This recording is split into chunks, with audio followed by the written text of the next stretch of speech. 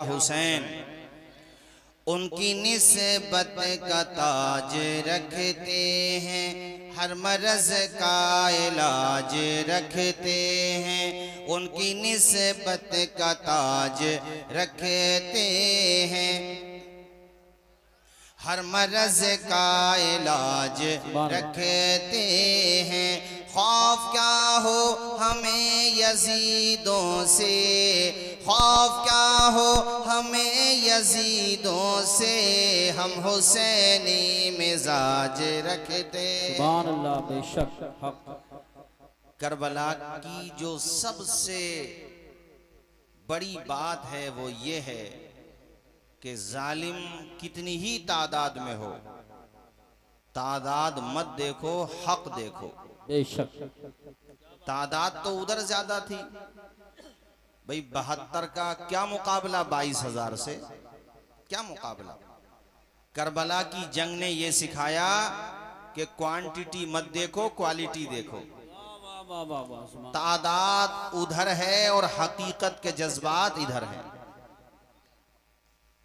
आपकी निगाहों के सामने है। यहां पर आपकी तवज्जो इस तरफ मबजूल कराना चाहता हूं। अरे माइक की आवाज तो आपको आ रही है ना? हाँ, लाइट गई है, कोई बात नहीं है, लाइट भी आ जाएगी है? आप लोग मत चले जाना अंधेरे का फायदा उठाकर। चलिए झूम के बोलिए या हुसैन। जरा हाथों को बुलंद करके बोल दें या हुसैन। माशाअल्लाह। मेरे इमाम ने मैदाने करबला में जब खुतबा दिया तो आपके खुतबे का एक एक लफ्ज बड़ा तारीखी और बड़ा कीमती था, क़यामत तक रहेगा। उसमें कारी साहब खास तौर पे इमाम आली मकाम ने ये जुमले भी कहे कि भाई मैं खुद तो आया नहीं हूं, आप लोगों ने खुतूत लिखकर मुझे बुलाया है। अब तवज्जो करें जरा, खुतूत लिखने वाले कौन थे, किन्होंने बुलाया? यहां पर बाज लोग ये कहते हैं कि मदीने से सहाबा साथ क्यों नहीं गए, उन्होंने क्यों रोका? उनकी अपनी राय थी, उनका अपना मशवरा था कि कूफा के लोग धोखेबाज हैं, दगा दे देंगे। वो उन्होंने रुखसत पे अमल किया और हमारे इमाम हुसैन ने अजीमत पे अमल किया। बेशक बेशक उनकी राय थी कि वो धोखा देंगे। अच्छा, हुआ भी ऐसा ही। जिन्होंने बुलाया था वो या तो घरों में जाके छिप गए या फिर यजीदी फौज में शामिल हो गए। तो जिस तरह यजीद मुजरिम है, यजीदी फौज के कारिंदे मुजरिम हैं बेशक, उसी तरह खुतूत लिखकर बुलाने वाले और धोखा देने वाले भी तो मुजरिम हुए कि नहीं? बेशक बेशक। यहाँ बुलाया हमें जलालपुर वालों ने और साथ ना दें तो क्या कहा जाएगा भाई? यही धोखेबाज कहा जाएगा। जो साथ देंगे तो वफादार कहा जाएगा। एक साहब को मैं सुन रहा था, चूंकि नेट का जमाना है आजकल, ये समझ लो जैसे मैं क्या जुमला बोलूं, छोड़ो रहने दो। अब सबके पास एक जरिया आ गया है सोशल मीडिया का, तो अब जरूरत थोड़ी है सनद की या है कोई किसी चीज की जरूरत नहीं है। अब तो बस वो है ना कि क्या क्या शेर कारी साहब, वो आज जाहिल भी हैं आलिम का लिबादा ओढ़े, ऐसे मुल्लाओं से ईमान बचाए रखना। तो उन्होंने खुतूत लिखे, खुतूत लिखने के बाद बुलाया और साथ नहीं दिया। तो वो एक साहब कह रहे थे वो साथ क्या देते, हालात ही इतने खराब थे, वहां कोई जान को खतरे में थोड़ी डालते। मैंने कहा हजरत हुर ने अपनी जान को खतरे में डाल के दुनिया भी कामयाब कर ली और आखिरत भी कामयाब कर ली। सुभान अल्लाह, सुभान। हजरत हुर तो उसी साइड में थे, अरे थे कि नहीं थे बोलो? मगर उन्होंने फैसला लिया कि नहीं लिया? तो ऐसे इनको लेना चाहिए था जिन्होंने खुतूत लिख करके बुलाया था।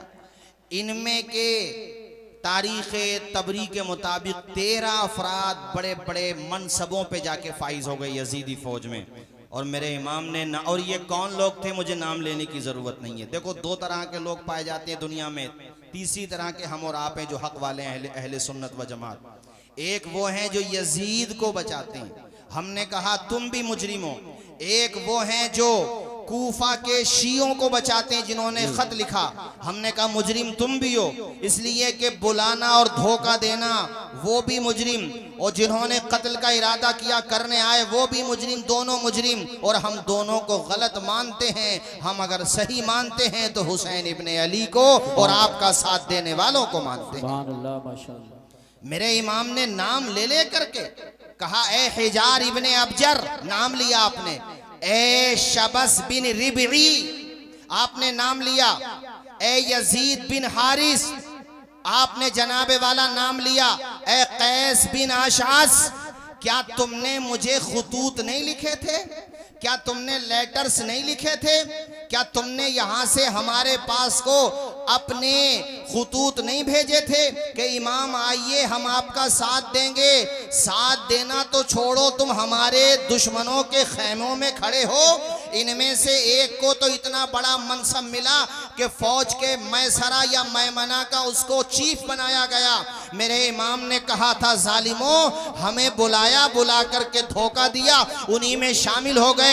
मेरे इमाम के खिताब का एक एक लफ्ज ऐसा था, कलेजे चीर देने वाला। ये शेरे खुदा का बेटा था। फसाहत और बलागत इनके नाखून के पोरों से टपकती है। अरे वो तो शेरे खुदा का डायरेक्ट बेटा है। अरे जो कई वास्तों से बेटे हुए, जो हसनी सैयद भी हैं, हुसैनी सैयद भी हैं। एक तरफ से उनका सिलसिला इमाम हसन तक जाता है और दूसरी तरफ से उनका सिलसिला इमाम हुसैन तक जाता है। नाम है अब्दुल कादिर जिलानी, लक़ब है गौसे आजम। खुदा ने ऐसी फसाहत और बलागत से नवाजा था, जब खिताब फरमाते थे तो सिर्फ जमीन वाले खिताब नहीं सुनते थे, आसमान के फरिश्ते भी उनका खिताब सुना करते थे। सिर्फ इंसान खिताब नहीं सुनते थे, जिन्नात भी खिताब सुनते थे।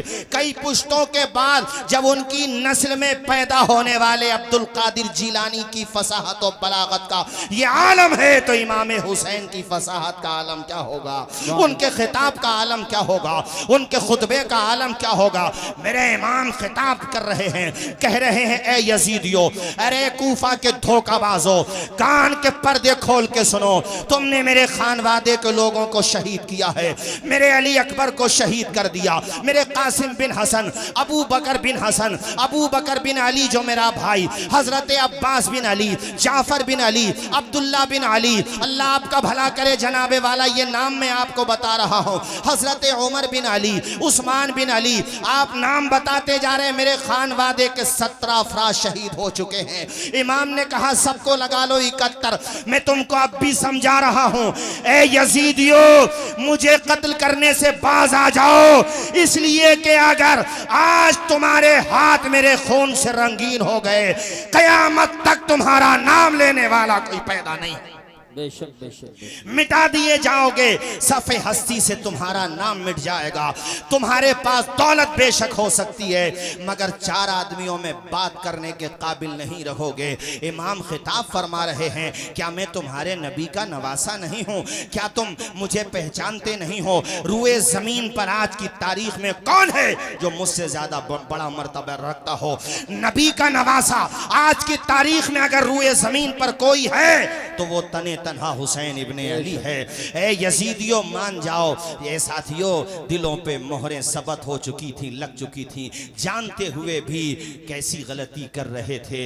एक खिताब इमाम ने जंग से पहले किया था, उस खिताब का असर ये हुआ था कि हुर उस तरफ खड़े थे, और जब खिताब के कलेमात आपकी समाज से टकराए थे, कलेजे को चीर के रख दिया था। ख्याल और फिक्र की राहों में ऐसा उजाला किया था इमाम की तकरीर ने कि हजरत हुर थर थर कांपने लगे। आपके साथियों जो यजीदी फौज के थे, चूंकि आप 1000 फौज ये यजीद की का जो दस्ता था उसके कमांडर थी, उन्होंने कहा, ए हुर, हमने आपके माथे पे आज तक पसीना नहीं देखा है, आप तो बड़े बहादुर माने जाते हैं, आज का हो गया है जो इतने घबरा रहे हैं? हजरत हुर ने कहा था, जालिमों, मैं जिधर खड़ा हूं इधर मुझे जहन्नम के शोले नजर आ रहे हैं, और जिधर से खिताब हो रहा है उधर हौज़े कौसर का जाम नजर आ रहा है। सुभान अल्लाह माशाल्लाह नारे तकबीर।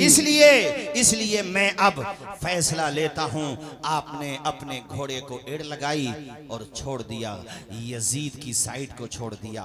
हुसैन इब्ने अली के कदमों में आके गिर गए। कहने लगे हुसैन मैं वही हूं जो आपको चारों तरफ से घेर घार के यहाँ पे लाया।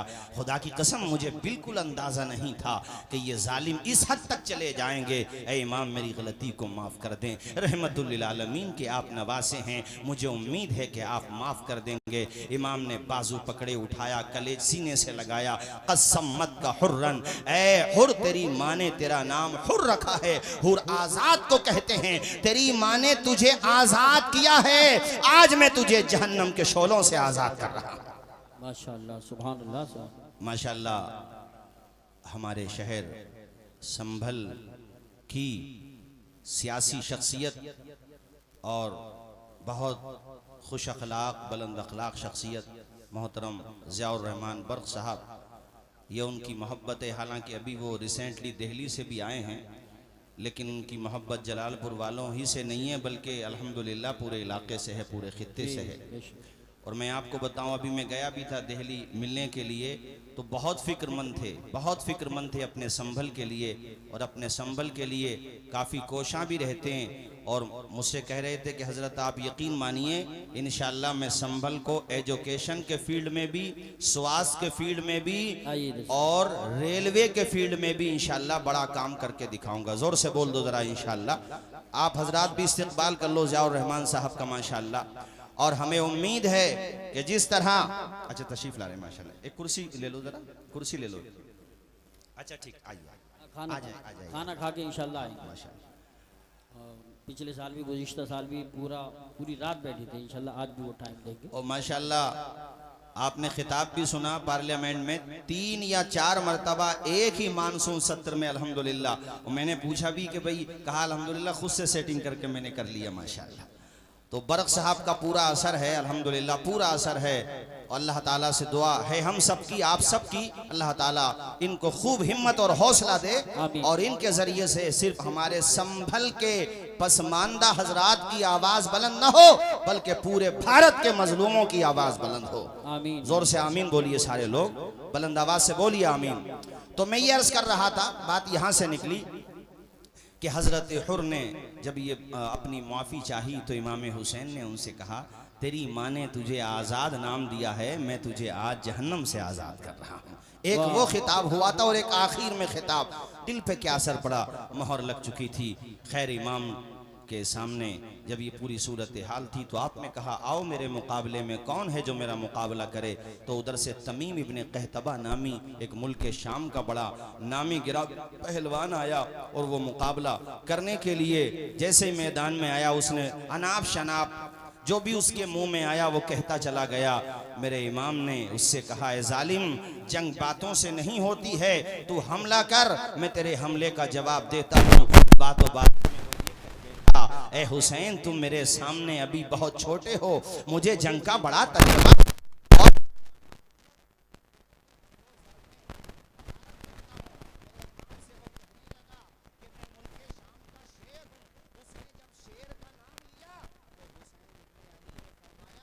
के शाम का शेर है, तेरे सामने जो खड़ा है वो खुदा के शेर का शेर है। वाह वाह वाह सुभान। जरा जोर से बोलो, वो खुदा के शेर का, वो खुदा के शेर का शेर है।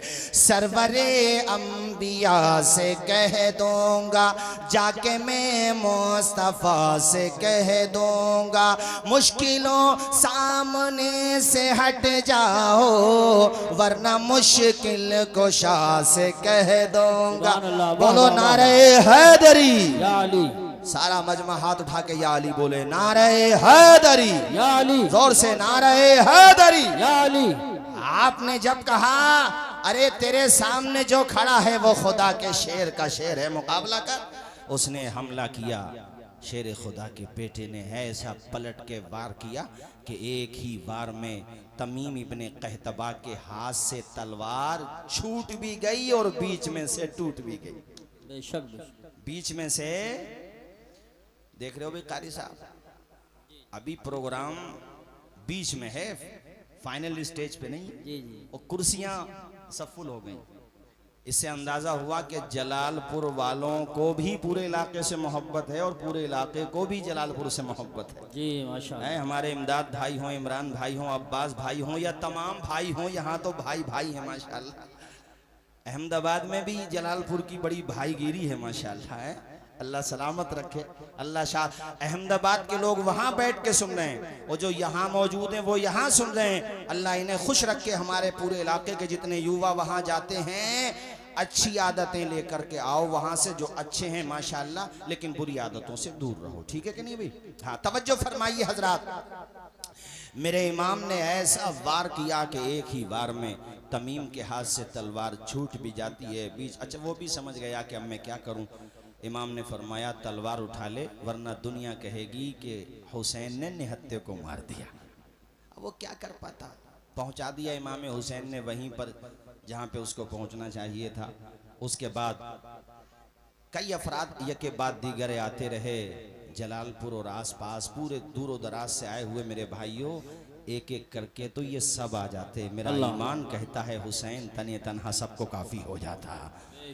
कुत्तों की आदत होती है कि चारों तरफ से हमला कर दिया एक शेर पे, कोई तीर से, कोई तलवार से, कोई खंजर से, कोई भाले से। इतने ज़ख्म लगे मेरे हुसैन के कि पुश्ते फर। चूँकि मुझे करबला के बाद के वाक़यात भी बयान करने, इसलिए मैं सीधा सीधा उसी तरफ चलता हूँ कि आप पुश्ते फ़रस से ज़मीन पे तशरीफ़ लाए, मगर सजदे की हालत में है मेरे इमाम।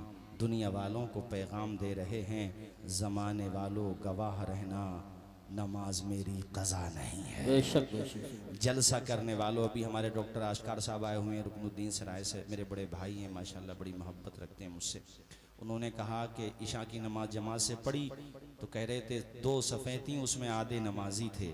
तो ये सिर्फ मैं यहाँ की शिकायत नहीं कर रहा हूँ, हर जगह की। जलसा बाद में है, नमाज पहले है।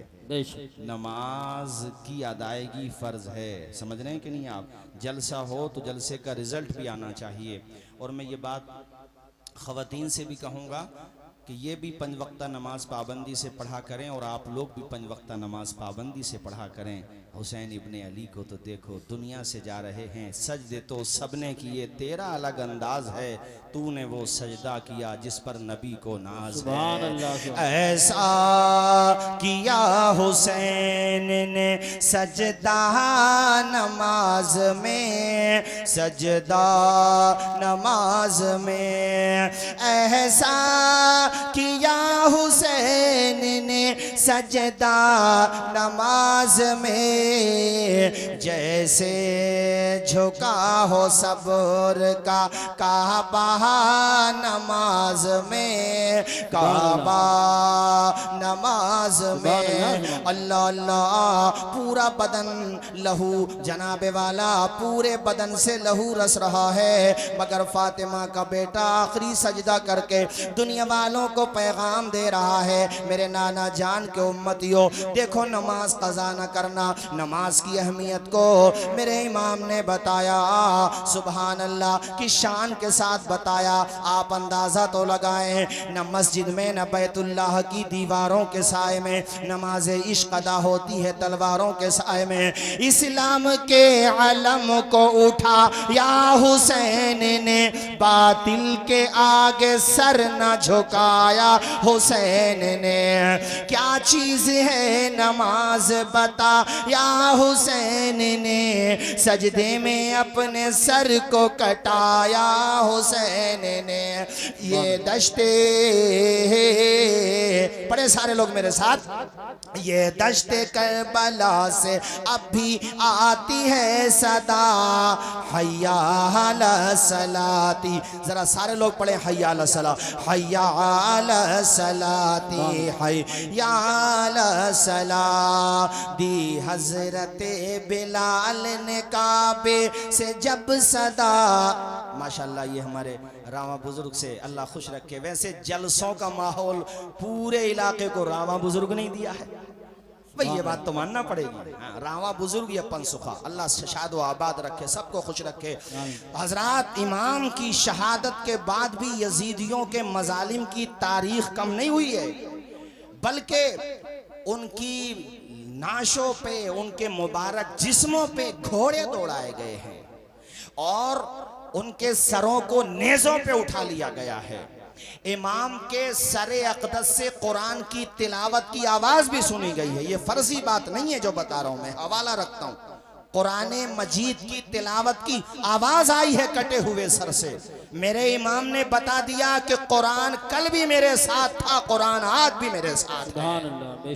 कटे हुए सर से तिलावत की आवाज आई और खौली नामी बदबख्त इमाम के सर को अपने घोड़े की गर्दन से बांध कर ले गया। माज़अल्लाह, जोर से बोलिए माज़अल्लाह। घर पे लेके पहुंचा और घर पे ले जाके उसने इमाम के सर को एक जगह बेअदबी के साथ इसी तरीके से माज़अल्लाह फेंक दिया। माज़अल्लाह, बहुत भारी जुमला था मगर बयान करना पड़ा। उसकी बीवी मुहिब्बे अहले बैत थी, वो फातिमा ज़हरा से मोहब्बत करने वाली थी, वो कनीज़े फातिमा ज़हरा थी, वो कनीज़े सैयदा ज़ैनब थी। उसकी निगाह पड़ी सरे इमाम पर। उसने अभी चेहरा नहीं देखा है चूंकि ढक दिया था उस जालिम ने। उसने पूछा, है मेरे शौहर, ये किसका कटा हुआ सर लाया है? कहने लगा, पहले मुझे खाना लगाओ। उसने कहा, नहीं नहीं, पहले मुझे बता कि ये तू सर किसका लाया है। ज्यादा बीवी ने इसरार किया तो खौली ने जैसे ही नाम लिया उस औरत के तन बदन में आग लग गई। उसने कहा, बदबख्त ए जालिम, अगर तू मेरा शौहर न होता तो तेरी गर्दन को मैं आज तेरे तन से जुदा कर देती। तुझे पता है इनका मकाम क्या है? अरे ये वो है जिनके लिए नबी ने अपने सजदे को तवील कर दिया था। ए बदबख्त, तू इनके सर को लाया है और वो भी इस बेदर्दी के साथ यहाँ पर फेंक रहा है।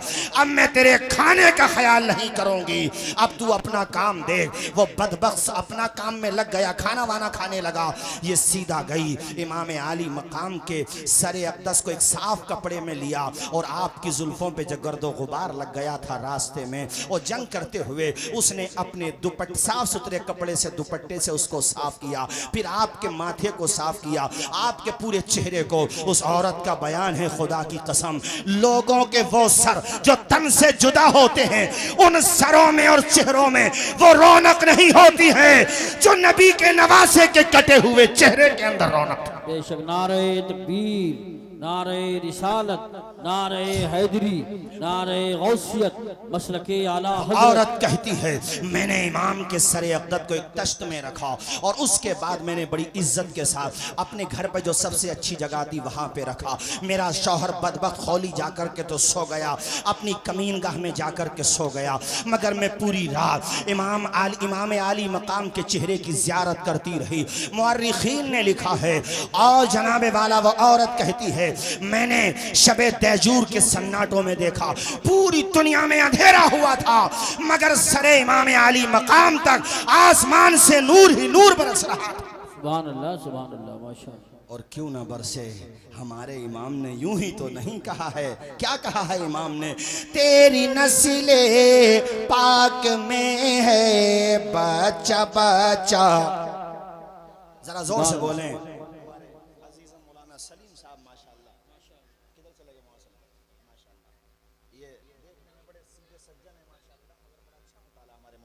माशाल्लाह, पढ़िए मेरे साथ झूम के जरा। तेरी नस्ले पाक में है बच्चा बच्चा नूर का, तेरी नस्ले पाक में है बच्चा बच्चा नूर का, नूर का। तू है ऐने नूर तेरा, तू है ऐने नूर तेरा, सब घराना नूर का। बोलो, सब घराना। जैसा अकीदा है वैसी आवाज आना चाहिए, सब घराना, जोर से, सब घराना। वो औरत कहती है, मैं पूरी रात इमाम आली मकाम के सरे अक़दस और आपके चेहरे मुबारक की ज़ियारत करती रही। दिन निकला। अच्छा, फिर ये सर जो है अलग, जितने भी शुहदा के सर थे, ख़ासतौर पे इमाम हुसैन सैयद शुहदा का सर, कूफा का जो गवर्नर था जिसका नाम उबैदुल्लाह इब्न ज़ियाद है, उसके दरबार में जब पहुंचा, कारी साहब लिखा हुआ है कुतुब तवारीख़ में कि उबैदुल्लाह इब्न ज़ियाद के हाथ में एक छड़ी थी। छड़ी मतलब समझते हो नहीं, छड़ी। तो वो इमाम के लबों पे उस छड़ी को मारने लगा, मतलब इस तरीके से, और उसके मुंह में जो जुमले आ रहे थे वो मैं नकल भी नहीं कर सकता। उस दरबार में इत्तेफाक ये कि हज़रत ज़ैद बिन अरक़म सहाबी रसूल बैठे हुए थे। उन्होंने ये तौहीन देखी, हालांकि वो गवर्नर था और कितना जालिम गवर्नर था आप उसके बारे में जानते ही हैं, मगर वो चूँकि सहाबी रसूल थे उनसे ये तौहीन बर्दाश्त न हुई। हज़रत ज़ैद बिन अरक़म खड़े हो गए और आपने कहा, ओ बदबख्त, तू होगा गवर्नर, तू अपने मनसब पे ज्यादा ना इतरा, जानता है ये किसका सर है? ए बदबख्त, इन लबों पे तू छड़ी मार रहा है। मैंने अपने माथे की आंखों से देखा है कि मैं राज के दूल्हा इन लबों को चूमा करते थे। गवर्नर, उसको ये लगा मेरी इंसल्ट हो गई, मेरी तौहीन हो गई। और अल्लाह वाले किसी जालिम हुक्मरान से नहीं डरते, किसी ताकतवर से नहीं डरते। वो साफ साफ ऐलान कर देते हैं कि आपके सर पे जो ये ताजे हशम रखा है, हम फकीरों ने इसे जेरे कदम रखा है। ज़ैद बिन अरक़म डरे नहीं, आप घबराए नहीं। उसने कहा, पकड़ो इन्हें। आप दरबार से निकलने लगे और उसने फिर कहा कि बूढ़े हो, ज़ईफ हो, उम्र ज्यादा है, इसलिए छोड़ रहा हूं, वरना गर्दन तुम्हारी भी मार देता। ज़ैद बिन अरक़म ने कहा, मारने की धमकी क्या देता है? अरे तू नवासे रसूल का कातिल है, तो हमें कत्ल करने में तुझे क्या जाएगा? कत्ल कर दे, मगर जबान से निकलेगा तो हक निकलेगा। नबी का सहाबियों गलत बात नहीं करूंगा। जरा जोर से बोलो सुभान अल्लाह। क्या बेहतरीन जवाब दिया हजरत ज़ैद बिन अरक़म ने। मर्द हक बातिल के आगे माथा सकते नहीं, सर कटा सकते हैं लेकिन सर झुका सकते नहीं। सुभान अल्लाह, सुभान अल्लाह। हजरत ज़ैद बिन अरक़म दरबार से बाहर आ गए। खैर, ये इमाम आली मकाम के सर को इन लोगों ने कहा कि नेज़ों पे बुलंद करो, पूरे कूफा में घुमाओ। घुमाया गया। जामा मस्जिद में ये तकरीर करने के लिए मिंबर पे गया उबैदुल्लाह इब्ने ज़ियाद, और जाकर के इमाम आली मकाम की शान में इसने ना ऐसे जुमले के नकल भी नहीं किए जा सकते, माज़अल्लाह, बस समझ लो कि बुराई करता रहा। वहाँ पे हज़रत अब्दुल्ला बिन अफीफ अज़दी बैठे हुए थे, बहुत बड़े मुहिब्ब अहले बैत थे, अहले बैत अतहार से बेपनाह मोहब्बत करते थे, उनसे ज़ब्त ना हो सका, आँखों से माजूर थे, नज़र नहीं आता था। उन्होंने कहा, कूफा के लोगों, खुतूत लिख के तुमने बुलाया और ये कुत्ता तुम्हारे मिंबर पर बैठ के बकवास कर रहा है, और तुम्हारी आँखों में रोशनी भी है, मगर दिल अंधे हो चुके हैं। तुम सब चाहो तो इसकी जान भी ले सकते हो, मगर बहरे हो गए हो, अंधे हो गए हो, हिम्मत नहीं तुम्हारे अंदर। मैं आंखों से माजूर हूं, मगर ये तौहीन हुसैन की बर्दाश्त नहीं कर सकता। खड़े हुए और कहा, तू झूठा, तेरा बाप झूठा, हुसैन सच्चा, हुसैन का बाप सच्चा। सुभान अल्लाह। नारे तकबीर, नारे रिसालत, नारे हैदरी, नारे गौसियत, मसलके आला हजरत फैजान शुहदाए करबला मौलाना तौसीफ रज़ा साहिब क़िबला। गवर्नर का मतलब उस जमाने का चीफ मिनिस्टर, बल्कि प्राइम मिनिस्टर समझ लो पूरे कूफा का, जिसके हाथ में पूरा लॉ एंड ऑर्डर होता था, सब कुछ होता था। अरे उसने कहा, सारे नमाजियों के सामने एक अंधा आदमी, उसने अपनी भाषा में कहा, एक नाबीना आदमी मेरे बारे में ऐसा बोलेगा? कहा, पकड़ो इसे।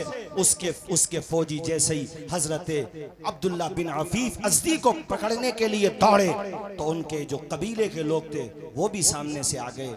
वो समझ गया कि अब यहाँ पे जंग आराई हो जाएगी, महाज खुल जाएगा, बात लंबी पड़ जाएगी। उसने अपने फौजियों को इशारा किया कि रहने दो। उस वक़्त मामला ठंडा हुआ, मगर सब अपने अपने घरों पे चले गए। फिर किसी और दिन या फिर उसी रात में किसी और दिन जब उसको मौका मिला, हज़रत अब्दुल्ला बिन अफीफ अज़दी जो माजूर थे, नाबीना थे, ओ लोगों, किसी नाबीना को नाबीना समझ के हकीर न समझना। हकीकत में तो नाबीना वो है कि आँखों में नूर हो और मुस्तफ़ा की अजमत को ना देखता हो। हकीकत में बहरा वो है कि उसके कानों में समात की ताकत है, मगर वो कुरान की तिलावत न सुनता हो। वो इंसान जिसकी आंखें अगरचे नाबीना हैं, मगर दिल मुस्तफ़ा की मोहब्बत में चूर है, हुसैन की मोहब्बत में चूर है, अहले बैत की मोहब्बत में चूर है, वो सहाबा की मोहब्बत भी रखता है साथ में। ओ भाइयों, तो वो नाबीना होकर के भी अल्लाह रसूल को प्यारा होता है। अफीफ हजरत अब्दुल्ला बिन अफीफ अज़दी को इसके लोग गिरफ्तार करके ले गए और इसने कहा कत्ल कर दो। हज़रत अब्दुल्ला बिन अफीफ असदी को भी कत्ल कर दिया जाता है। और साथियों, जुल्म रुकता नहीं है इन लोगों का। ये बातें बहुत हैं, बस तेज़ी से सुनते चलिए। ये सब यानी सरों को और फिर काफिले वालों में कौन कौन है? हज़रत ज़ैनब हैं, हज़रत फ़ातिमा बिनते हुसैन हैं। फ़ातिमा इमाम हुसैन की बेटी का नाम भी फ़ातिमा है, बड़ी बेटी का नाम फ़ातिमा है। और मैं आपकी मालूमात के लिए बताऊं कि हज़रत इमाम हुसैन की छोटी बेटी का नाम सुकैना है, जिसको हम और आप आसानी के लिए, तलफ़ुज़ में आसानी के लिए सकीना बोल देते हैं। वो छोटी बेटी हैं। हज़रत फ़ातिमा बिनते हुसैन का जो निकाह हुआ है वो इमाम हसन के बेटे हसन मुसन्ना से हुआ है, और फिर उनसे जो नस्ल चली है वो हसनी सादात कहलाते हैं, और जो इमाम ज़ैनुल आबिदीन से नस्ल चली है वो हुसैनी सादात कहलाते हैं। जरा जोर से बोल दो ना यार सुभान अल्लाह। और मेरे भाइयों तवज्जो के साथ सुनो, हज़रत ज़ैनब अल्लाह अकबर ये कौन है? ये हज़रत इमाम अली मकाम की बहन है। अल्लाह अकबर। उस रोज़ कारी साहब और हम साथ साथ थे अभी बड़े हसनपुर के पास। मैंने वहाँ पर भी ये कहा था कि दास्ताने करबला रिश्तों की अहमियत बताता है। भाई भाई में कैसी मोहब्बत होना चाहिए। अब्बास अलंबरदार से पूछो, अबू बकर बिन अली से पूछो, हज़रत उस्मान बिन अली से पूछो। ये बाप शरीक भाई हैं, माँ शरीक और बाप शरीक भाई। हज़रत इमाम हसन थे जो शहादत सिर्री के दर्जे पे फाइज हो चुके थे। ये जो करबला में 7 या 8 भाई शहीद हुए हैं, ये सब बाप शरीक भाई हैं, यानी माएँ दूसरी हैं, बाप हज़रत मौला अली शेर खुदा हैं। सोतेले भाइयों में मोहब्बत कम होती है, मगर यहाँ आलम यह है, मोहब्बत का आलम यह है कि सारे के सारे भाई इमाम हुसैन के नाम पे अपनी जानों का नजराना पेश करने आ गए हैं। उनकी माओ ने तरबियत दी है उन्हें कि हुसैन तुम्हारे भाई बाद में हैं, तुम्हारे सरदार पहले हैं, तुम्हारे आका पहले हैं। भाई भाई के रिश्ते को कैसे निभाया जाता है, करबला की दास्तान पढ़ो। शौहर और बीवी के रिश्ते को कैसे निभाया जाता है, करबला की दास्तान पढ़ो। सुभान अल्लाह, सुभान अल्लाह। तेजी के साथ कारी साहब, शहर बानो यज़्द गर्द की बेटी हैं, बादशाह की बेटी हैं, और हज़रत उमर फारूक आज़म के दौर में वो आई थी। और उस वक़्त हज़रत उमर फारूक आज़म ने कहा था ये शहज़ादी है, तो उन्होंने कहा भी इसका शहज़ादे ही से होगा।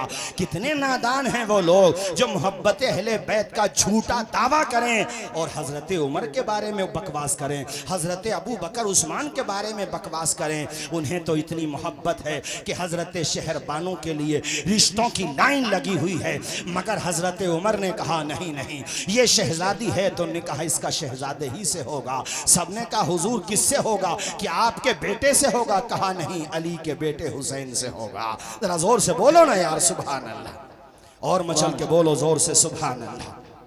वो शहर बानो बादशाह की बेटी, और देखो मैदान करबला में वफा की कैसी तारीख रकम कर रही हैं। अल्लाह अकबर।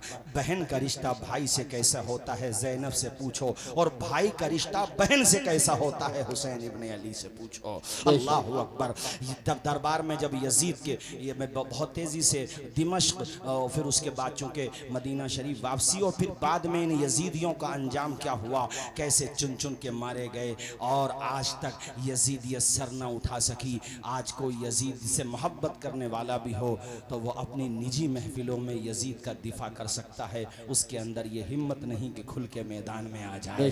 और कोई खुल के मैदान में आ भी जाएगा तो जलील होके जाएगा, वो रुसवा होके जाएगा। जब यजीद के बेटे मुआविया ने अपने बाप की खिलाफत को ठोकर मार दी तो औरों का हाल क्या होगा। ऐ लोगों तवज्जो फरमाइए, यजीद के बेटे का नाम भी मुआविया था। तवज्जो फरमाइए हजरात, मैं ये अर्ज कर रहा था आप लोगों से कि दरबार में जब पहुंचे यजीद के दरबार में, तो वहां पर सैयदा ज़ैनब ने जो खिताब किया है, आपने फरमाया था ए यजीद, मेरे भाई को कत्ल करने के बाद ये ना समझना कि मेरे भाई हुसैन का जिक्र ख़त्म हो जाएगा, मेरे ख़ानदान का जिक्र ख़त्म हो जाएगा। याद रखना तेरा नाम चंद दिनों तक बाकी रहेगा, मेरे भाई का नाम क़यामत तक बाकी रहेगा। वो जन्नती जवानों के सरदार हैं, लिहाजा चर्चा उनका जहां फर्श पर रहेगा वहां अर्श पर भी रहेगा, जन्नत में भी रहेगा। ऐ जालिम कान के पर्दे खोल के सुन, ऐसा खिताब किया था हजरत ज़ैनब ने पर्दे की ओर से कि नाना के नवासे ने मुसल्ला नहीं छोड़ा, सर तन से जुदा हो गया, सजदा नहीं छोड़ा। दरबार में बोली भी तो लहजे में अली के, ज़ैनब ने किसी हाल में पर्दा नहीं।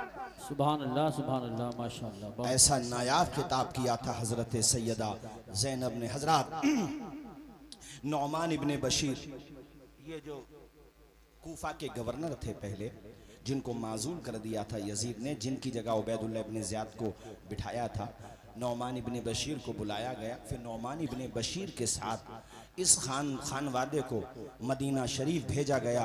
और मदीना शरीफ जब ये खानवादा पहुंचा है, अल्लाह अकबर कबीरा, उस मंजर को ना पढ़ा जा सकता है कमा हक़्क़हू, ना सुना और सुनाया जा सकता है। बस इतना समझ लीजिए कि क़यामत सुग़रा एक वो थी जो करबला में बपा हुई। करबला के बाद भी जो पूरे रास्ते में, और अब जब मदीना शरीफ ये काफ़िला पहुंचा है, अहले मदीना सरहद पे आ गए थे मदीना शरीफ की, और सबकी निगाहें तलाश करती थी नवासे रसूल को। अल्लाह अकबर, कोई आँख ऐसी न थी जिसमें आंसू न हो, कोई दिल ऐसा न था जिसमें आंसुओं का पैमाना न छलक रहा हो। अल्लाह अकबर। हज़रत इमाम ज़ैनुल आबिदीन जो इमाम हुसैन के साहबजादे हैं, जिनसे नस्ल हुसैनी चली है, आप जैसे ही मदीना शरीफ पहुँचे हैं तो पहले सीधे अपने घर नहीं गए, बल्कि प्यारे नबी की तुरबत अथर पे गए हैं, आपकी कब्र अथर पे गए हैं, रोज़े पाक पे गए हैं। और जाते ही जैसे ही प्यारे नबी की कब्र पे आपकी निगाह पड़ती है, बेसाख्ता आपकी आंखों से आंसू निकलने लगते हैं, दिल के पैमाने आंखों से छलकने लगते हैं, सब्र का बांध टूट जाता है। कहते हैं नाना जान अपने नवासे का सलाम कबूल कर लीजिए। उसके बाद ऐसी ढारस बंदी है कि मदीने वालों की हिचकियां बन गई थी। अल्लाह अकबर कबीरा। ये वो इमाम ज़ैनुल आबिदीन हैं जो आम तौर पे आम दिनों में भी रोज़े से रहा करते थे। हमारे मुसलमानों से तो रमज़ान के रोज़े नहीं रखे जाते। ये वो हैं कि जो आम दिनों में भी रोज़ा रखा करते थे, और जब वक्त अफ्तार कभी मशकीज़े का ठंडा पानी सामने आ जाता तो आंखों से पानी निकलने लगता था। लोग कहते थे इमाम आप पानी को देख के क्यों रोते हैं? कहते थे मुझे करबला की याद आती है। अल्लाह अकबर। ये वो इमाम ज़ैनुल आबिदीन हैं कि जब इनका इंतकाल हो गया था, नहलाने वाले ने इनको लहलाया। अल्लामा ज़हबी ने सियर आलाम नुबला के अंदर ये बात लिखी है कि गस्साल ने जब इनको गुस्ल दिया तो जब इनकी कमीज उतारी उसने, तो उसने देखा कि आपकी पुश्त पे, आपकी पीठ पे वज़न उठाने के निशानात हैं। वो उसने ये बात आकर दफन के बाद मदीने शरीफ में अलग अलग जगहों पे कह दी। पूरे मदीने में ये चर्चा हो गई कि इमाम हुसैन के साहबजादे ज़ैनुल आबिदीन को किसी ने बोझ उठाते हुए भी नहीं देखा, तो फिर वो पीठ पर निशानात कैसे पड़ गए, आपकी पुश्त अथर पे निशानात कैसे पड़ गए? चर्चा ज़्यादा हुई तो आपके खादिम में ख़ास ने कहा मदीने वालों, मुझसे मेरे इमाम ने मना किया था, राज था, मगर तुम न जाने क्या क्या समझने लगो, इसलिए अब बताना भी ज़रूरी है।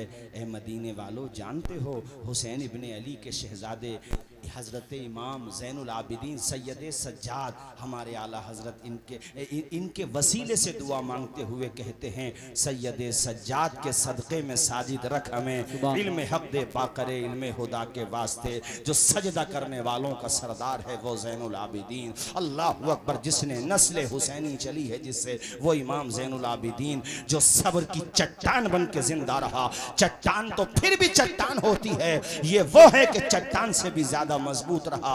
वो इमाम ज़ैनुल आबिदीन जो तहज्जुद गुजार, वो इमाम ज़ैनुल आबिदीन जो नवाफिल अदा करने वाला, गरीबों में सदका खैरात करने वाला। कहा मदीने वालों, तुम ये जानना चाहते हो कि ज़ैनुल आबिदीन की पेशानी पे निशानात कैसे पड़े? ए मदीने वालों, जब तुम बाद नमाज इशा अपनी अपनी ख्वाबगाहों में जाके आराम फरमा हो जाते थे, सो जाते थे, तो उस वक़्त फातिमा का पोता, शेर खुदा का पोता, इमाम हुसैन का शहजादा हज़रत इमाम ज़ैनुल आबिदीन मस्जिद से बाहर आते। आप पूरी रात इबादत करते थे, कुछ आराम कर लेते होंगे, बस बाकी पूरी रात इबादत में गुजरती थी। कहते हैं उसके बाद वो राशन किट तैयार करते थे। राशन किट समझते हो? खाने का पैकेट यानी गल्ला, जौ का आटा, कनस्तर तेल का, ये सब तैयार करते और जब तैयार करके इकट्ठा हो जाते मैं कहता हुजूर मेरी पुश्त पे रख दें। इमाम ज़ैनुल आबिदीन कहते क़यामत के दिन हर बंदा अपना बोझ खुद ही उठाएगा। अल्लाह ने मेरे बाजुओं में ताकत दी है, तुम बस यहीं पे रहो, मैं खुद अपने कंधे पे उठा के ले जाऊंगा। कहते कि फिर उन घरों पे जाते जिन घरों में यतीम बच्चे रह रहे होते थे, उन यतीमों के सर पे किसी का हाथ नहीं होता था। ऐसी बेवा औरतें होती थीं जिन बेवाओं के सर से उनके शौहरों का साया उठ चुका होता था, उनके दरवाजे पे रख के आते, फिर आते और फिर वो लकड़ियों के यानी लकड़ियों को एक जगह कर लेते थे, उन लकड़ियों के बोझ को अपने कंधे पे, ईंधन के बोझ को ले जाते। अल्लाह अकबर। मदीने के वो लोग सुबह को जब नमाज फजर के लिए उठते उनकी आंखें मसरत से नम हो जाती, दुआएं निकलती, अल्लाह इस बंदे को तू आबाद रख जो बंदा हमें बताता भी नहीं है और हमारी जरूरत पूरी करके चला जाता है। इस खूबसूरती से आप मदद करते थे। कहा मदीने वालों वो जो पीठ पे पुश्त पे निशानात थे वो उसी इमदाद के निशानात थे जो रात के अंधेरे में इमाम किया करता था। ऐ मेरे दीनी भाइयों, ये तरीका अपनाओ हुसैनियत का, इस तरीके से लोगों की मदद किया करो। कारी साहब मुझे आपके पढ़े हुए अशार याद आ रहे हैं। हुस्न अखलाक की अनमोल निशानी दे दो, गम के ठहरे हुए दरिया को रवानी दे दो। तुम हुसैनी हो तो एहसान के मशकीज़े से कोई दुश्मन भी अगर मांगे तो पानी दे दो। रूह की प्यास को अखलाक का प्याला दे दो, अपनी किस्मत के अंधेरों को उजाला दे दो। अपने रूठे हुए मौला को मनाना हो अगर अपने हिस्से का पड़ोसी को निवाला दे दो। ऐ लोगों ये तरीका अपनाओ। अल्लाह अकबर। पूछा कि इमाम ज़ैनुल आबिदीन कितने लोगों की मदद करते थे मदीने शरीफ में?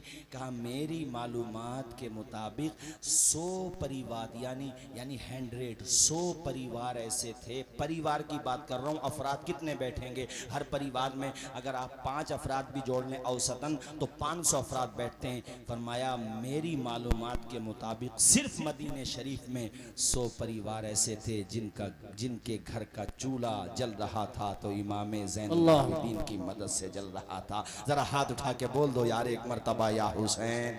जोर पूरा मजमा बोले जोर से या हुसैन। ये इमाम ज़ैनुल आबिदीन। अल्लाह अकबर कबीरा। और साथियों सुनो, अभी यजीद का जुल्म जो है रुका नहीं है।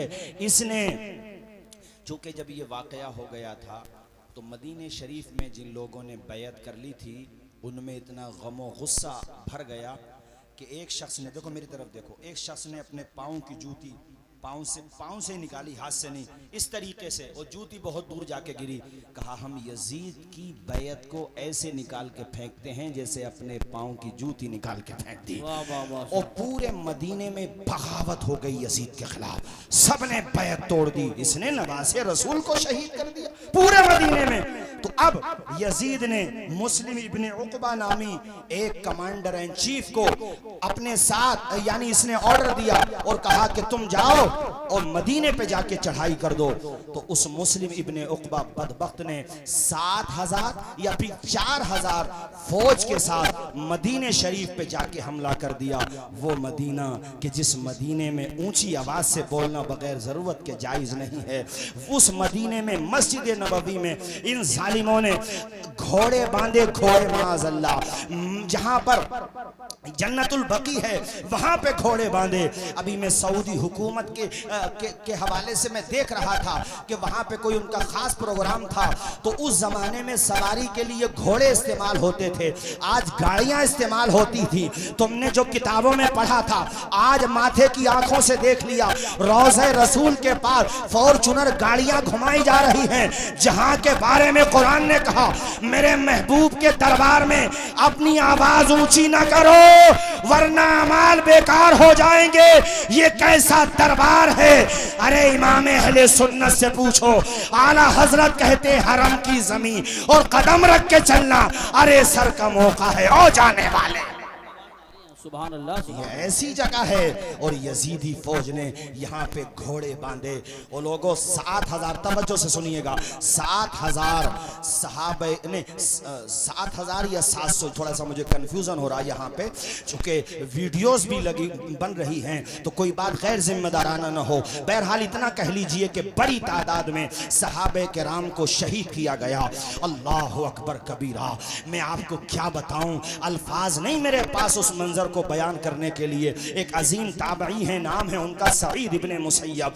वो वहीं पे ऐसे ही पागलपन का, वो पागल नहीं थे मगर वो यजीदी फौज को वो ये चाहते थे कि मस्जिद नबवी में आज़ान तो होती रहे। इन जालिमों ने घोड़े बांध दिए हैं, आज़ान भी बंद हो गई है, 3 दिन हो गए हैं, मस्जिद नबवी में जमात से नमाज नहीं हुई है, तो ऐसा ना हो कि नमाज ही ना हो। इसलिए वो पागल बन के वहां पे, यानी दिखावे के लिए, उनको भी यजीदियों ने गिरफ्तार कर लिया। मगर जब उन्होंने इस तरह की हरकतें की तो कह रही तो पागल है, इसको छोड़ दो। अब यहाँ तो मैं मिशकात शरीफ की एक हदीस शरीफ सुनाता हूँ, जिसे हवाला न मिले वो मुझसे आकर के पूछ ले।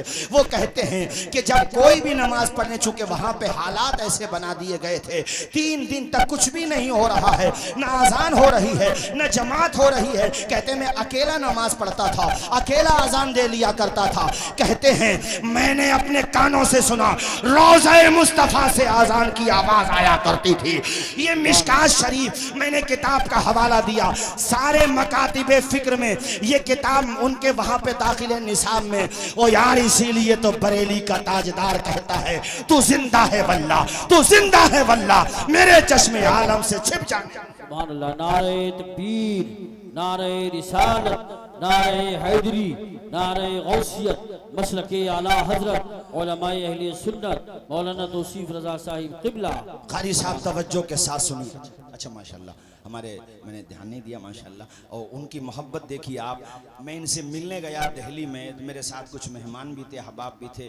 भाई इतनी इन्होंने मेहमान नवाजी की, इतनी मोहब्बत से नवाजा, और माशाल्लाह अपने संबल में रेलवे वाला भी मैटर उन्होंने उठाया। उस सब की तरफ में बाद में ज़रा पहले इसको वाक़े को मुकम्मल कर लें इंशाअल्लाह। फिर मैं थोड़ा सा ज़ियाउर रहमान साहब की तरफ से भी इसलिए कहूँगा कि ये ना सोचो कि ये सिर्फ सियासी लीडर हैं, बग़ैर पॉलिटिक्स और बग़ैर सियासत के आपकी किस्मत के फैसले नहीं होते हैं जमहूरियत और डेमोक्रेसी में। इसलिए हमें पूरी उम्मीद है कि जिस तरह से बर्क साहब जब बोलते थे पार्लियामेंट में, मुझे उनके वो अशार बार बार याद आते हैं। अभी क्या है एक बूंद को तरसेगा मैं खाना, जो अहले ज़र्फ़ के हाथों में पैमाने नहीं आए। उसी अंदाज में हमारे ज़ियाउर रहमान बर्क साहब भी बोले हैं, और बहुत अच्छे अंदाज में बोले हैं। मालिक इनको हुसैनियत का सच्चा जज्बा अता फरमाए, हुसैनियत का सच्चा हौसला अता फरमाए। अल्लाह ताला ने जिस तरह इनके दादा को जुर्रत, बहादुरी और हिम्मत अता फरमाई थी, हमने वो रंग उनके पोते में भी देख लिया है माशाअल्लाह। और हमें उम्मीद है कि उसमें बरकत ही होती रहेगी, हौसला आता ही रहेगा। जालिम की उम्र बहुत कम होती है, जालिम वहाँ का हो या कहीं का भी हो, बस समझते रहिए मेरी बात को। सुनो, उक़बा इब्ने मुस्लिम ने एक बूढ़ी के नौजवान लड़के को पकड़ लिया, यानी ज़ईफ़ा औरत थी वो, नौजवान लड़के को पकड़ लिया। अम्मा माँ होती है, देखो मेरी तरफ देखो, वो अपना आंचल फैला के, मुस्लिम इब्ने उक़बा जो यजीद ने भेजा है मदीने पे हमला करने के लिए, ऐसे दामन फैला के कहती है, ए मुस्लिम इब्ने उक़बा मेरे बच्चे को माफ़ कर दे, मेरे बुढ़ापे का सहारा है, ज़िंदगी भर की कमाई है, पूरे घर का खर्चा इससे चलता है। ए जालिम, तो इसे छोड़ दे, जो चाहे मुझे सज़ा दे दे, मेरे बच्चे का क्या कसूर है। तो उसने देखो, उसने सामने खड़ा किया और फिर उसने गर्दन पे तलवार मारी, और वो जवान लड़का जो था शहीद हो गया। फिर उसके सर को इस औरत के, वो जैसे दामन फैलाई हुई थी ना, उस दामन में डाल दिया और कहा, ये गनीमत नहीं समझती कि हमने तेरी ज़िंदगी को माफ़ कर दिया है, तेरी ज़िंदगी को बख्श दिया है। जालिम जब जुल्म करता है ना, तो इसी तरह से जुल्म करता है। जुल्म तो हमारे और आपकी निगाहों के सामने हैं, मगर याद रखो, सुबह मगरूर को वो शाम भी कर देता है, शोहरतें करके ख़त्म गुमनाम भी कर देता है। वक्त से आंख मिलाने की हिमाकत न करो, वक्त इंसान को नीलाम भी कर देता है। वक्त का पहिया कब बदल जाए, हालात कब बदल जाए पता नहीं चलता है। अब से 6 महीना पहले बांग्लादेश में जिस शेख हसीना का सिक्का चला करता था, सर छुपाने को जगह नहीं मिल रही है दुनिया में।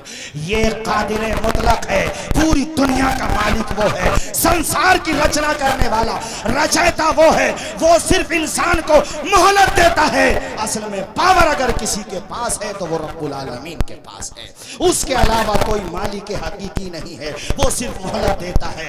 ऐ लोगों, उस औरत के दिल से जो हाय निकली, उसने कहा मुस्लिम इब्ने उक़बा मेरी हाय लगेगी, तू इस मिशन में नाकाम होगा। और सुन, मैं तेरे साथ तो वो सबने कहा कि इधर को देखो, पहले सर की तरफ को। जब कफन हटाया, जोर से बोलो क्या हटाया, आवाज आए सारे लोग, क्या हटाया? जब कफन हटाया तो एक सांप उसकी गर्दन में लिपटा हुआ पाया, जिसका फना मुंह के अंदर था और वो उसको डस रहा था। अल्लाह की पनाह, अल्लाह से डरना चाहिए इंसान। तो कुछ भी नहीं है, सिर्फ एक मोहलत पे टिका हुआ है। वो जब चाहेगा, जहाँ चाहेगा, जैसे चाहेगा तेरी रूह निकाल देगा। तेरी औकात क्या है इंसान? जैसी ये ज़मीन है, 7 ज़मीनें और हैं, जैसा ये आसमान है उसके अलावा 6 आसमान और हैं। बगैर पिलर के छोटा सा लेंटर नहीं डाल सकते। मेरे खुदा ने कितना बड़ा आसमान का शामियाना तान दिया है बगैर पिलर के। उसकी कुदरत से डर, उसके गजब से डर। संवैधानिक कुर्सियों पे बैठने वालों, इंसाफ करो।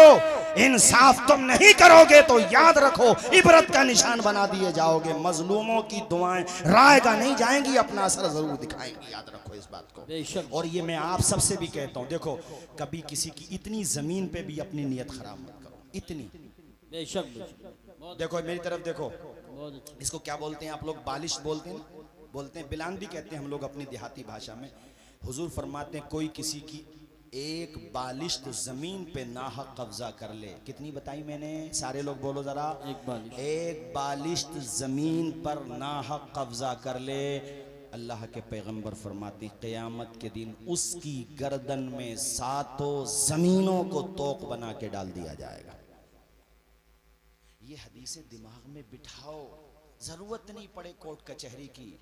उस दिन ज़ियाउर रहमान बर्क़ साहब ने ये भी कहा, मुझसे ये कह रहे थे कि हज़रत आप भी कोशिश करें कि लोगों को झगड़ों से दूर रखो, बुराइयों से दूर रखो, अच्छी बात, शादी ब्याह को आसान करो। और आज मैं, हमारे बहुत सारे चैनल्स भी लगे हुए हैं, ये भी अर्ज़ करूँगा, मैं मिलने वाला भी था इस टॉपिक पे। बाकी जो मुझे कहना था वो बातें मैंने कही भी थी। आज मैं ये भी अर्ज़ करूँगा कि माशाअल्लाह हम देख रहे हैं कि हमारे मोहतरम ज़ियाउर रहमान बर्क़ साहब को रब के करम से अल्हम्दुलिल्लाह पार्टी में भी बहुत रिस्पांस मिल रहा है और आप इसके अहल हैं, आपके दादा जान की खिदमत हैं। एक अर्ज़ ये है कि नामूस रिसालत के हवाले से इस वक्त जो कुछ बदबख्त दरीदा दहन ज़बानें खोल रहे हैं, उस हवाले से भी आप पार्लियामेंट में आवाज़ उठाएं और अपनी पार्टी का भी जो स्टैंड है वो रखें। और दीगर जो अपोजिशन की पार्टीज़ हैं उनसे मुलाकात करें, उनसे मिलें और उनसे ये कहें कि सिर्फ हम लोगों का मामला वोट मशीन का नहीं है। जब हमारे वोट से आपको कामयाबी मिलती है तो हमारे मुद्दों पे बोलने के लिए सिर्फ ज़ियाउर रहमान साहब ना हो, बल्कि दूसरी कम्युनिटी के नेता हजरात भी हमारी आवाज़ उठाएं। जोर से हाथ उठा के आप ज़रा इनकी हिम्मत भी बढ़ाएं, हौसला भी बढ़ाएं और आप इनसे कहें कि हमारा ये मुतालबा है कि हम नबी की शान में तौहीन करने वालों को बर्दाश्त नहीं कर सकते और उनके खिलाफ एक बिल पास किया जाए और पार्लियामेंट में ये आवाज़ उठाई जाए कि हमारे पैगंबर की शान में बार बार तौहीन करने वाले तौहीन कर रहे हैं। अच्छा, यहाँ पे मैं पब्लिक से भी एक बात कहूँगा। देखो, हमसे भी बहुत लोग कह रहे थे संभल में, कभी रोड पे क्यों नहीं आते, एहतजाज क्यों नहीं करते। तो सुनो, जब तक हमें हमारे सांसद जी या हमारे शहर मुफ्ती या हमारे मरकज़ी मदरसे से या दीगर मदारिस से या हमारे शहर इमाम जब तक कोई गाइड न दें, महज जज्बात की रो में बाहर निकलना बेवकूफ़ी के अलावा कुछ नहीं है। ऐसा कोई काम करो जिससे पता चले कि आपको तो कुछ नहीं मिला, उल्टा आपका नुकसान हो गया। कोशिश ये करो कि ऐसे इक़दाम किए जाएँ जिसका असर पड़े, जैसे पार्लियामेंट में आवाज़ उठाई जाए, मीडिया में दबाव बनाया जाए, या हम अपने जवानों को हुजूर का सच्चा गुलाम बना करके पेश करें, ताकि हमारे गैर मुस्लिम भाई जो पॉजिटिव जहन रखते हैं वो भी देख करके कहें कि जब जलालपुर के गुलाम मुस्तफ़ा का आलम ये है तो करबला के इमाम हुसैन का आलम क्या होगा। शराबों को छोड़ें, नशे को छोड़ें, बुरी आदतों को छोड़ें और जनाबे वाला बेहयाइयों को छोड़ें, सच्चे मुसलमान बने, अच्छे मुसलमान बने। मौजूदा दौर के दिन रात बदल सकते हैं, मुल्क के फिक्र नजरियात बदल सकते हैं, तुम बदल जाओ तो हालात बदल सकते हैं। सुभान अल्लाह, सुभान अल्लाह। तो जो ये इशारा करें वो हमें करना, अपनी तरफ से कुछ नहीं करना। अभी देखो आपने देख लिया होगा शहजाद अली साहब के पूरे मकान को जो तकरीबन मेरे ख्याल से 10-12 करोड़ रुपए की लागत से, तो ऐसे हालात को सामने रखते हुए जो ये हमें गाइड करें, जिस तरीके से हमें ये कानूनी एतबार से हमें मशवरा दें, हमें उसी एतबार से चलना कि नहीं चलना। तो ये मैंने इनसे कहा है कि आप हमारे लिए, सबके लिए और अपने लिए भी हमारे नबी की अजमत के हवाले से पार्लियामेंट में आवाज़ उठाएं, और हमें उम्मीद है कि इंशाल्लाह आवाज़ उठाएंगे। जोर से बोलो इंशाल्लाह आवाज़, इंशाल्लाह इंशाल्लाह इंशाल्लाह। तशरीफ लाएं माशाल्लाह। नारे तकबीर, नारे रिसालत, नारे हैदरी, नारे गौसियत, मसलके आला हज़रत हज़रत अल्लामा मुफ्ती हम्माद रज़ा साहिब क़िबला, ख़तीब हिंदुस्तान हज़रत अल्लामा मुफ्ती हम्माद रज़ा साहिब क़िबला, ख़तीब हिंदुस्तान माशाल्लाह। अल्लामा मुफ्ती अभी हमारे अजीज़ फारूक रज़ा साहब के भी कलाम होने, बस इमरान भाई अजीज़ उतना ही रखो कि दिल बहल जाए, इतना भी ना चाहो किसी का दम निकल जाए। चमन रहेगा, फूल खिलेंगे, जिंदगी रही तो फिर मिलेंगे। और फिर माशाल्लाह काफ़ी दिनों के बाद आज हमारे मुफ्ती साहब का खिताब होना है माशाल्लाह। और बस आप बैठ जाइए, सारे लोग बैठ जाइए, तशरीफ़ रखें। बस मैं आखिरी बात और उसके बाद फिर मैं अपनी तकरीर ख़त्म कर रहा हूँ। मैं आपको बता दूँ कि माशाल्लाह अपने संबल में ट्रेन के हवाले से भी आवाज़ उठाई है, और मुझे बताया कि सिर्फ मैंने आवाज़ नहीं उठाई है बल्कि जो रेलवे मंत्री हैं उनसे मुलाकात भी की है, करूंगा भी। जब तक मेरे अंदर हिम्मत है, हौसला है, जान है, मैं कोशिश करता रहूंगा कि संबल में एजुकेशन के हवाले से भी, स्वास्थ्य के हवाले से भी, और ये रेल वाला काम अगर हो गया तो कम से कम हम जैसे लोगों को तो बड़ा आराम हो जाएगा। कारी साहब, सफ़र करने वाले हम जैसे लोगों को बड़ा आराम हो जाएगा। और मुझे उम्मीद है माशाल्लाह अल्लाह ने सियासी गट्स भी दिए हैं। जी जी, यानी ऐसा नहीं है कि सिर्फ आप ये सोच रहे हो कि पार्टी की तरफ से जो टाइम मिला, नहीं, अपनी सलाहियतों से भी माशाल्लाह, पार्टी की तरफ से तो है ही जो है, लेकिन अपनी सलाहियतों से भी वक्त लिया। और अल्हम्दुलिल्लाह एक काम के लिए मैं और कह दूं आज, और ये मैं ज़ियाउर रहमान बर्क साहब से भी कह रहा हूँ, बाकी सियासी हजरात से भी कह रहा हूँ, वो ये है कि रोडवेज जो है सिर्फ मुरादाबाद के लिए है। भाई ये रोडवेज चंदोसी के लिए भी होना चाहिए, बहजोई के लिए भी होना चाहिए, और अमरोहा के लिए भी होना चाहिए। चूँकि हमारे प्रोग्राम खाली मुरादाबाद में तो होते नहीं है, सब जगह ही होते हैं, तो सब जगह के लिए होना चाहिए। इंशाअल्लाह ये काम भी होगा। अल्लाह ताला इनकी उम्र में, इल्म में खूब बरकत अता फरमाए, और हमारे हज़रत मुफ्ती हम्माद साहब मौला ताला उम्र में खूब बरकतें अता फरमाए, और हमारे कारी यूसुफ रज़ा साहब इंशाअल्लाह चमन रहेगा। नहीं अब्बास भाई, अब देखो अब बहुत हो गया, इन्हें भी सुनना है, और मैं तो ये चाहूँगा कि चाहे 5 मिनट की गुफ्तगू हो, मगर हमारे मोहतरम सांसद ज़ियाउर रहमान बर्क साहब की भी होना चाहिए। वो भी अपने दादा जान के रंग में कुछ अशार सुना दें। मैंने वो पढ़ा था ना, अभी क्या है, एक एक बूंद को तरसेगा मैं खाना, जो हिले ज़र्फ़ के हाथों में पैमाने नहीं आए। अस्सलामु अलैकुम व रहमतुल्लाहि व बरकातहू।